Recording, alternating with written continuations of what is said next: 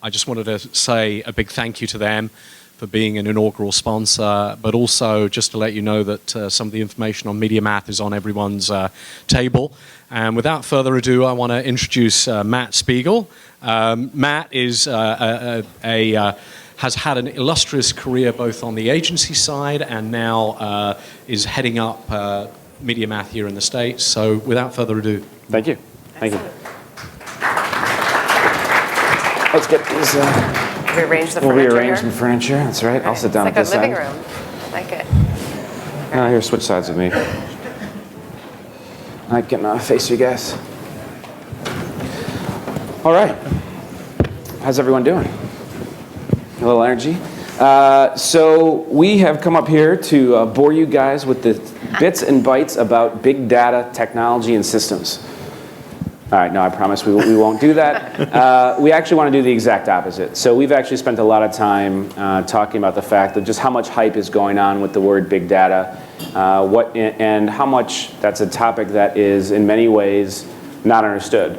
And so what we wanted to do today was try and demystify a little bit this terminology and focus, instead of focusing rather on the technology and systems that are underlying what's going on in a world of immense data access from many channels in many forms and structures, is instead to talk about the applications of that. And I think we're going to have some really interesting use cases from a very cool panel here. And so I think what we'll do first is let the panel introduce themselves, a little bit about what they do, and then we'll dive in. So if you want to start with, go ahead. Hi, nice to meet you today. My name is Steven. I work for IBM and here local in Silicon Valley. For those that you don't know IBM well in the Valley, we actually have a few thousand engineering here in two major locations. One is in Silicon Valley Lab, which is down south in the intersection of 101 and 85. We also have a research lab that's called Almaden Research, and there's quite a bit of innovations happening there, like the relational databases and all of that stuff. So I, for the past 4 years, been working on big data related technologies. I'm part of the engineering team, but myself and my team actually are working with customers, helping them to leverage our technologies, both for data at rest, Hadoop-based capability, but also the streaming real-time technologies that we have and implementing solutions for their line of businesses. Great. Hi, Michael Landry, the Executive Director of Data Science at AKQA. So those, AKQA is one of the large digital agencies. Clients like Nike, Audi, a lot of others. And what is data and creativity? I think our goal is really, given the stream of data that consumers are generating from all these devices and new data sources, how do you actually use that to create a branded experience? So for Nike, how do you take the body movements of somebody and turn it into an application which becomes a branded experience they can share with a friend? For an Audi, how do you use car data and the interactions to understand the consumer preference and really to take data about consumers, understand what they want, and transform it into some kind of experience that both benefits the consumer and the brand. That's really what we do. We have statisticians, modelers, all the big data stack, but try to make it more intelligible and have some kind of output. Great. And I'm Heidi Browning, and I'm from Pandora, and I lead the marketing team that supports the sales organization. Our team's really dedicated to bringing bands and brands and fans together through creative and measurable ideas. Our team focuses on consumer insights, advertising effectiveness, ad products, and then live events and branded content. And who loves music here in the room? Come on, let's see you lovers of music. Who loves data in the room? Come on, lovers of data. Okay, Pandora's heaven if you love music and data. So that's all I'm saying. That's all. Well, Heidi, why don't we actually start there? I mean, Pandora is rooted in what you guys call the Music Genome Project. And it really, data is at the core of your whole business model, both in terms of how you design products for yourselves and consumers, and also how you work with advertisers. Maybe you can touch a little bit on the core roots of that product. Sure. And when we step back and think about that whole notion of turning big data into smart data, we think about turning smart data into actually transforming how people enjoy and discover music. It's even bigger than just smart data, right? It's changing behavior. And at the core of Pandora is the Music Genome Project, which is the world's largest taxonomy of music. We have humans that actually analyze each and every song that goes into the genome. They're professional musicians. Many of them actually play in bands that you know and listen to and love every day. And they listen to each song song and rate the songs on up to 450 different musicological attributes. So a country song might have fewer attributes than, say, a jazz song, which has a very complex sense about it. And these genes are about the tempo, the beat, the tone of the voice, the texture, the instrumentation, the type of instruments, the type of lyrics that are there. There's a lot of different dimensions to this data. It then goes into the Music Genome Project, which then starts to play to each and every individual listener, who then starts to shape it. So all that feedback that you give to shape your and personalize your own station is also captured at a collective level. So we use the combination of individual and the crowd to really influence the balance of our algorithm, and that balance of delivering you this endless and effortless music discovery, but also balancing it with music that you love and expect to hear. So you take that huge data set, that's a giant data set. Layer on top of that, our audience scale, which we're in over 70 million people. We spend we stream 1.4 billion hours of music a month, which is a pretty incredible amount when you compare that to YouTube streaming in the US. We are on par there. And then the 30 billion thumbs that you get a month. And so all of that feedback and data is then extended across the devices that we're integrated into. And we have 1,000 different devices that Pandora is integrated into. So iOS, Android, refrigerators, smart TVs, you name it, Pandora is integrated, smart cars. And we start to have all these insights about what consumers are doing and their behavior, what time of day of week, what platform they're listening on. And we can take all of these pieces of data, marry it to our genome data, and then apply it in 3 different ways in our business, right? The first way that we apply it is just to make our playlisting the best in the world. The second is to really make our advertising effective, to leverage that data for the smartest targeting we can deliver and create relevance with the listeners. And the third way is the thing that's most interesting and new for us, which is how do we make our artist community smarter as marketers, right? So the music ecosystem is changing exponentially, and marketers or artists are becoming their own brands, artists are becoming their own marketers through their management. And we can take that same data that's interesting to you as a marketer or an advertiser about who's your audience, how big is it, where do they live, what are their demographics, and we can deliver that back to the artist so that they can understand where do I need to tour, what's the impact of my tour on listening and on the size and scale and resonance I'm having with my audience. So for us, this is an exciting way to triangulate the same data set, but with 3 different lenses. Right. I think it's a really a great example of all that goes on behind the snes and all the applications, as you say. And Michael, I think you've got some interesting examples too. I think one of the themes that Heidi's highlighting there is that there's data that we historically think about in the media and marketing world, which are your very basic metrics, but there's actually a whole much bigger data exhaust pipe going on. And I know you've done some cool work for a couple brands where you've leveraged, quote, non-traditional data from a marketing perspective. You want to maybe get in some of those stories? Yeah, I think, marketers often think about reach frequency, metrics like clicks, but we're always trying to get to kind of who's the consumer and how to get into the insights. So, the example we were talking about earlier is, we did a lot of work the past few years, continue for Audi, and the car buying process, right? And car buying is a very intimate experience.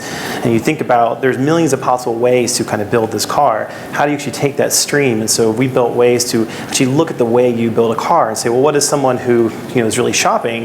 It turns out they actually use things differently, right? The way you actually compare prices, the way you may compare a certain color or other things are actually an indicator that you may be a real buyer versus somebody who's just dreaming of having the Mad Men car. And then when you think about the experience, once you have the car, it used to be you only knew something about your car when you went into the shop, right? That the person pulls in the port and tells you something. But now there's data and even startups that are taking this stream of car behavioral data and turning it into applications that can suddenly change your driving behavior, can change the way maybe we should tell you should come in for service earlier, right? Because you went to Tahoe and you're driving too much. Well, this data, how does a brand suddenly use that and create an experience that now they can reward their best customers, understand the differences between their customers.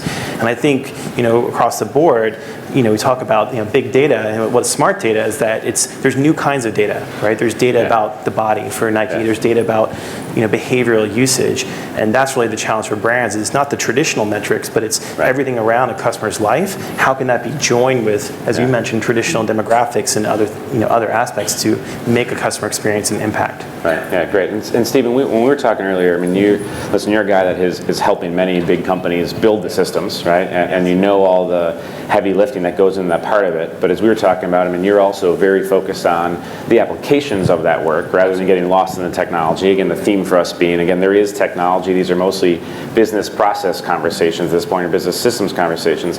And you were talking about the ultimate goal here being that segment of one, and some of the work that you've done on that. Maybe you can share some of that work. Absolutely. So in our experience, there's two kind of big data type applications out there. One is, there's a well-defined scope, well-defined problem, and a process that's associated with it. But companies are looking at how do I do this more efficiently by leveraging more data.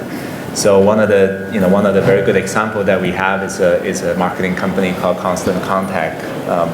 And they are processing all these email campaigns for their customers, and every quarter they're analyzing 40 billion emails that they send out, and they need very accurate models to predict what is the most effective way that can lead to a better conversion rate, right? So the more data, historically they're using a sample set of data because of limitations in technology. Now with big data, they can run their models with more dimensions, more variables on all the data that they have. And the result is 30-40% more effectiveness on the conversion rate. So that's an example of looking at a more classical problem, leveraging more data, do the things better. We're also seeing a trend that's happening from our customers in the sense that really leveraging data to have better customer experience. Yeah. So we have this term which is fairly popular in the industry. It's called segmentation of one, or in other words, we call it a 360-degree view of the customers. And there's some really interesting technology there in the sense that there's obviously the data set that's behind the firewall, like your customer service data, call centers, your transactional data. All these are very good to understand what your customers' buying patterns are. But we also have a set of what we call the sub-transactional data, and also the social media data that's really very rich, but they're typically sitting outside the firewall. And obviously, as you know, social media is not new. I mean, there's a lot of things about buzz analysis, sentiment analysis in general. But this concept about leveraging that and mining that data and get it down into an individual level, right? And able to actually merge that with the view you have on your customers behind the firewall, and have an external and internal view, merge them together into a 360-degree understanding of your customer is extremely powerful. So how come with all this data that is accessible to all of us, and you guys are not alone in doing some really interesting stuff, yet our industry, as you focus on the measurements of media and marketing, still get back to really basic data systems, the classic one being Nielsen, right? Where we take a panel of 1,500 people and we extrapolate it to 300 million plus, and we call that smart research and smart metrics. What's going on? And Heidi, I'm going to start with you down there. Throw you in a hot seat first on this one. Yeah, but right. what's going on that we're having trouble getting past that in this industry, getting to a point where all this data becomes a more standard practice for how we measure things? Right. And for us, it's a particular challenge because we're here to disrupt the category of radio, right? So we're talking about the oldest form of media measurement, right? With people meters and diaries and small panels. And so for us to actually make any headway in the $15 billion radio market, we had to actually take our real data and translate it into the language and currency of the traditional radio world, which was not easy, and it was not being supported by the gold standard out there. We had to find an alternative partner who saw the value in the future in IP-based audio, and helped us measure ourselves and translate into AQ, H, and Q.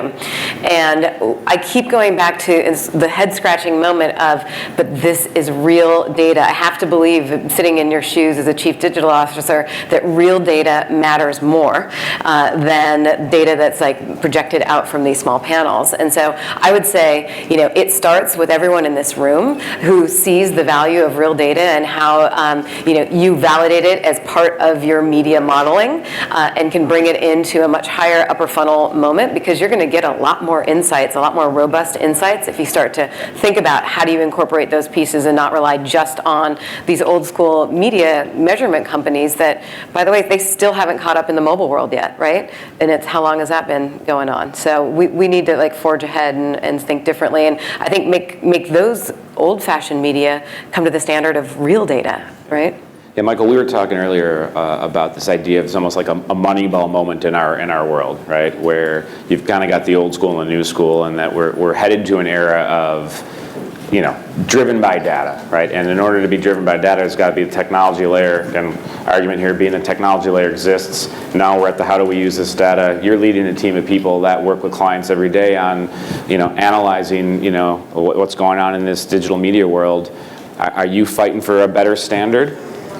Yeah, I mean, this thing I say a lot is just because something's easy to measure doesn't mean it's worth measuring. For so long, we're like, oh, clicks, right? They're important. Well, you know, clicks are what, 0.015 to 0.15 of a response, but then start thinking about how many people see the ad. Well, it may turn out you have 60% see the ad, maybe 3 to 5% engage with the ad, and in fact, there are ways to measure the actual experience within a browser that's very, very predictive of what's going to be the brand response. But that's, again, you have to have markers step back and say, I need a new way to understand what kind of measures are actually going to predict my success, which in the end of the day is either sales or some kind of brand goal. And it's not clicks, right? There's lots of good research. And I think, you know, there's even taking cue, there's a recent study from Harvard, this is kind of strange, but they found out that the way you move your mouse is incredibly predictive of your age. So you think about a panel-based data, right? Nielsen is taking a small sample and trying to estimate it. You actually can infer this data directly. And it's kind of spooky, right? You know, you figure out your age, they did this test. But the point is there are all these signals in data now that are actually much more predictive of kind of the goal of what you want, of are you actually reaching people? Are they engaging in it? When they do engage with it, are they having a moment that actually is transferring the brand? And I think, you know, we've been doing a lot of work to try to find these new signals, these kind of new predictive signals, and then connect them back to sales or to a brand response to say, hey, you know, it wasn't click-through rate that predicted it, it was this kind of engagement. People who had this kind of engagement, you actually saw more sales in this region or, you know, better brand lifts. And I think once you start to build those case studies, that's what it takes to begin to make that shift to the better metrics that actually are closer to the heart of what you're trying to do with your business. So Stephen, what do you think about this? I mean, you're working with, again, a whole host of big brands and marketers and companies.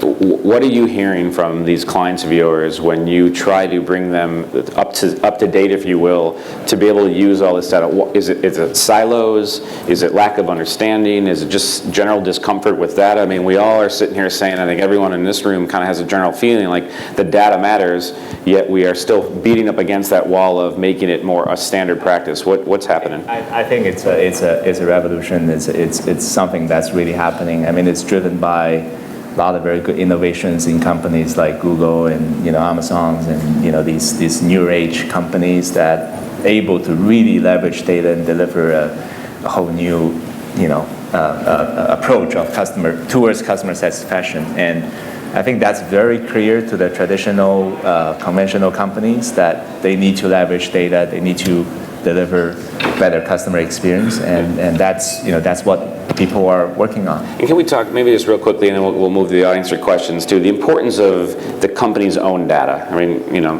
the Pandora story is a very good example of that, and you're dealing with a lot of marketers and companies. Again, how much are you emphasizing, you know, the importance of leveraging your own customer data and how critical that is to success? I think it's extremely critical. So, and you know, don't limit your view on just the data that you understand. You know, try to find out the different type of data that historically is not economical, right, for you to deal with it. Either it's from a volume standpoint or from a you know, timeliness standpoint. But also there's a whole set of data that's really outside of firewall. There's, you know, a lot of social data and public domain data set that can be weather data, geospatial data. All these are very good examples that you can bring the data in and enrich your existing data set and find new insights. Yeah, great. That's very good. Thank you. Anyone else want to add to that? It's just this whole idea data likes to live together, right? For so often you've had kind of CRM, customer service, marketing, all had their own view of the customer, but beginning to append the third-party data with something much more richer, and maybe even signals you didn't realize. Maybe there's actually data in the call center database that tells you something really important about the customer's propensity to leave the business or to stay engaged. But it's not until you begin to merge those things together and build models that you can find that insight, but that really is an organizational thing. It's not technology, it's technology is there, the modeling is there. It's for people who own different pieces of the customer to begin to pull those things together to get that one view and insight. Great. Let's go to the audience. Yep, back there. Close up. Got a master. No, I'm just waiting for my. Oh, got it. Anyone have questions? There we go. So one thing we hear from marketers a lot is the term dashboard fatigue. You know, they're tired of looking at more dashboards. They have no idea how to stick it all together and make sense. Can the panel comment on kind of how, you know, how you feel about that problem? And do you think it's a problem, and what people should be doing to deal with it? Dashboard fatigue. And well, it's metrics, not KPIs, right? We have a million metrics of which ones matter, and people get all this information thrown at them. And you know, the key thing to realize is actually an art into picking the right measures, right? Maybe there's only one or two things that matter. You don't need to see all that information, but it's when you first start getting dashboards, you want to see everything. But to do that work and to invest in what are really the key metrics, what we call the key predictive indicators, and focus on those, that's, I think, the way out, because, yeah, it's easy to just see data and data and data, but not to feel kind of lost in it. So, you know, there is an actual analytical process that has to happen to actually get to that view that's right, and it's not a small thing, right? It takes an art and it takes time. One of the things that we hear common from our customers, dashboard, you know, the richness of dashboard is absolutely important, but they're also looking at, you know, once you have the benefit of getting the insight into the individual level, then you can get into this, what we call the next best action. So because now you understand the customer, you understand their desire, the action that you might need to take, and that integration between that knowledge to something that's actionable from your front-end applications is extremely important. So in many cases, this might not be the summarized data that a human being is looking at, but it's a system that you can issue recommendations dynamically to your customers. More questions out there? All right, well, let me ask one last one, then we'll get off stage. The key here, obviously, is, you know, it's asking the right questions, right? At the end of the day, we're all using data to predict the future. In media performance and marketing performance and you know, in many applications outside of our world, and much more broad and important characterizations of life, really. Maybe just quickly from each quick thought of what's the right way to start asking the right questions and bring data into your world. I mean, to me, it's very simple. Is what better than you can serve your customers? Customer retention, loyalty is absolutely key for all the businesses. Great. Yeah. Michael, thought? I think it starts with, you know, what do you want to do, and from kind of that goal, what do you need to understand and not be limited, right? To ask the question, don't go with the data you have today, but to think about what is any possible data source that might help you understand your customers. Great. Heidi, last thought? And I'd echo you. It's about where are you creating the value, and for us, it's for, you know, whether it's the artists or for the advertisers or for our audience. Like, what are the things that are drivers of value for them, and create resonance and retention at Pandora. Great. Well, thanks everybody. Thank you.